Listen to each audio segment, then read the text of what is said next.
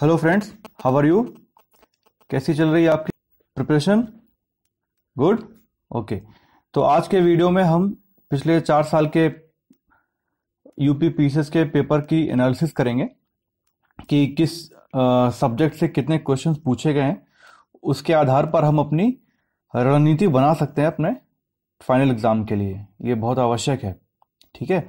तो देखते हैं क्या है इसमें। जल्दी से ख़त्म करेंगे इस वीडियो को। ओके। तो पिछले 4 साल में जो 10 सब्जेक्ट की मैंने एनालिसिस ली हुई है 2013, 14, 15 और 16 के लिए। ठीक है। तो आप देखिए, सबसे पहले हिस्ट्री से देखते हैं, भारतीय इतिहास एंड संस्कृति से। 2016 में इन्होंने 15 क्वेश्चन पूछे हैं। ठीक है। 15 में 11 थे, 2014 में 8 थे। ठीक है। तो ऑन एन एवरेज आप लेके चल सकते हो कि आप 2017 में भी कुछ 15 क्वेश्चन आप हिस्ट्री से, भारतीय संस्कृति और इतिहास से, प्राचीन इतिहास से एंड मध्यकालीन इतिहास से इतने एक्सपेक्ट कर सकते हैं। ठीक है। क्योंकि जो राष्ट्रीय आंदोलन जो आधुनिक इतिहास का हिस्सा है उसको अलग से इसमें लिया हुआ है, तो काफ़ी कुछ इस ये जो भारतीय इतिहास और संस्कृति है इसमें आपका एंशियंट हिस्ट्री, प्राचीन इतिहास और मध्यकालीन से ही ज़्यादा क्वेश्चन रहेंगे। ठीक है। और ये जो बिफोर कांग्रेस के गठन के पहले के क्वेश्चंस। ठीक है। तो आप 15 क्वेश्चन मान सकते हो इतिहास से। इसके बाद सामान्य विज्ञान बहुत इंपॉर्टेंट चल रहा है आजकल। देखिए 2016 में आपको 30 क्वेश्चन थे, 2015 में 27 क्वेश्चंस थे। तो डेफिनेटली इस साल भी आपको सामान्य विज्ञान पे काफ़ी सारे क्वेश्चन मिलने की संभावना है। तो इस पे काफ़ी ध्यान देना है आपको, है ना। तो इसलिए मैं बोल रहा था ये एनालिसिस बहुत आवश्यक है, बहुत जरूरी है। ठीक है, बहुत इंपॉर्टेंट है। ठीक है। इसके बाद आप ये भारत एंड विश्व भूगोल को देखिए। 19 क्वेश्चन है, 25 क्वेश्चन 2015 में पूछे गए हैं। तो ऑन एन एवरेज 20 क्वेश्चन आपको मिल जाएंगे इससे। ये मिलने ही मिलने हैं। ठीक है। इसके बाद राष्ट्रीय आंदोलन में देख लीजिए आप, 6 क्वेश्चन थे लास्ट ईयर, 9 क्वेश्चन पूछे थे। 2014 में अचानक से 22 क्वेश्चन थे भाई। इसमें तो लॉटरी लग गई होगी जिसने भी दिया होगा। तो खैर, ये आप ऑन एन एवरेज देख लो, 6, 7, 8 क्वेश्चन मिलेंगे। इससे ज़्यादा मुझे उम्मीद नहीं है, क्योंकि सब कुछ पूछ चुके हैं यार। हिस्ट्री में बचा ही गया पूछने के लिए। वाहियात वाहियात से चीज़ें पूछते हैं आजकल यार हिस्ट्री में। तो थोड़ा टफ भी है हिस्ट्री को प्रेडिक्ट करना। बहुत सारा सिलेबस भी है, लेकिन ये राष्ट्रीय आंदोलन से 7-8 क्वेश्चन मिल जाएंगे आपको। तो ये इजी भी है, पढ़ लिया तो आराम से हो जाते हैं। ठीक है। इसके बाद राज्य व्यवस्था से 21 क्वेश्चन 2016 में थे, 23 क्वेश्चन 2015 में थे, 19 क्वेश्चन 2014 में थे। तो आप समझ रहे हो ना, 20 क्वेश्चन आपको पॉलिटी से भी मिलेंगे। 20 क्वेश्चन पॉलिटी से मिल जाएंगे, 20 क्वेश्चन तो आपको ज्योग्राफी से मिल जाएंगे, है ना। तो ये 20 हो गए। इसके बाद सामान्य विज्ञान में 27, 30। ठीक है। मतलब आप 20 से तो ऊपर ही रहेगा, 20 से तो प्लस जाना ही जाना है स्ट्रीम इसमें। सामान्य विज्ञान में अबव 20, 25, 26, 22 पर आपको +20 मिलेगा ही मिलेगा, है ना।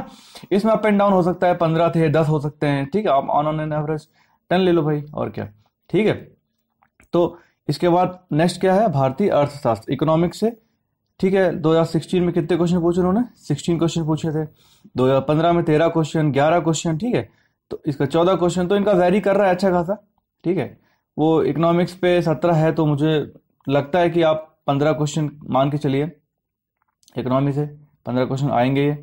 ठीक है। इसके करंट अफेयर्स आजकल बहुत ही ज़्यादा पूछे जा रहे हैं यार। 2013 में 39, 2014 में 32 क्वेश्चन थे, 2015 में 20 क्वेश्चन पूछे थे। इसका 2016 में इन्होंने 19 क्वेश्चन पूछे।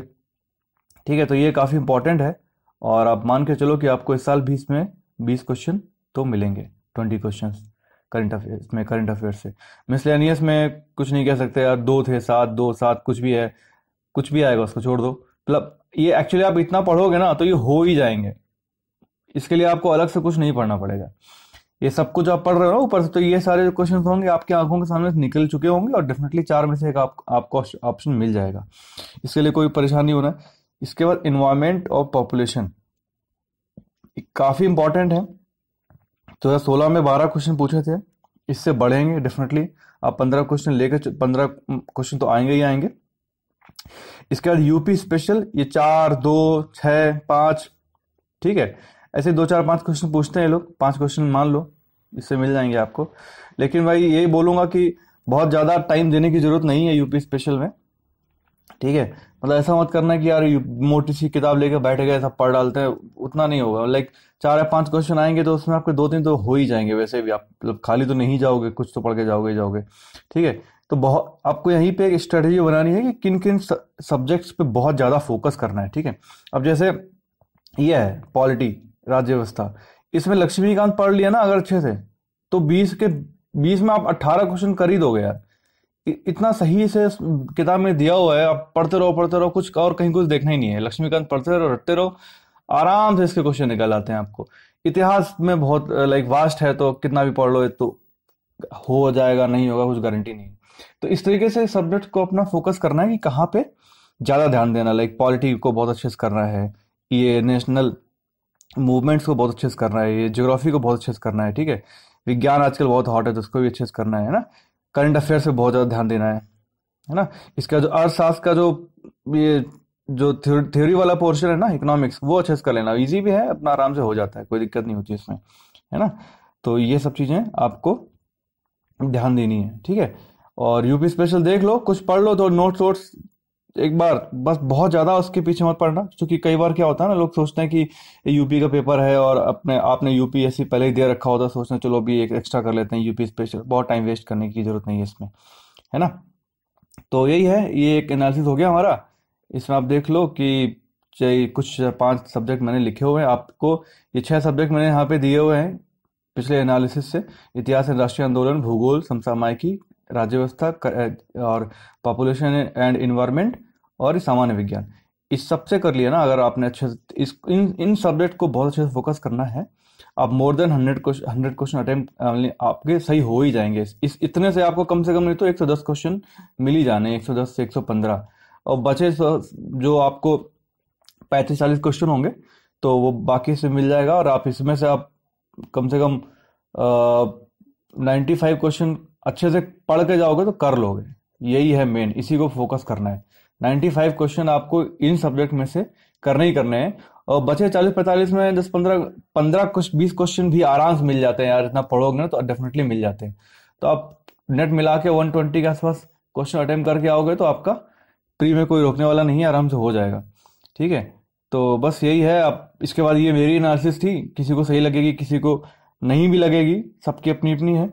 तो बट ये चीज़ है, ये तो मेरा एनालिसिस है, लेकिन आपका अलग हो सकता है, पर ये जो डेटा है ये तो यही है। ठीक है, इसके आधार पर ये आपको जो विषय ज़्यादा, किसी को कुछ पसंद होते हैं, किसी को कुछ पसंद होते हैं, तो अपने फेवरेट सब्जेक्ट के हिसाब से अपनी एक रणनीति स्ट्रेटेजी बनाइए, जिससे कि आप कम से कम नहीं तो 120 क्वेश्चन तो करके ही आए।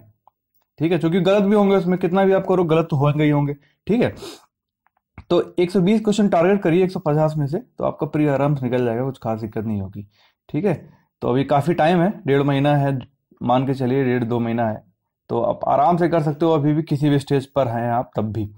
ठीक है, एकदम जीरो से स्टार्टिंग की तो बात नहीं कर रहा हूँ मैं, लेकिन आप ऑब्वियसली 6-7 महीने से तो पढ़ ही रहे होंगे, तो आप आराम से कर पाएंगे। ठीक है, तो चलिए बस, और वीडियो लाइक करो, सब्सक्राइब करो, चैनल भी सब्सक्राइब कर लो सही लगे तो। बाकी तो सब ठीक ही है। ओके, मिलते हैं अगले वीडियो में। Thank you very much.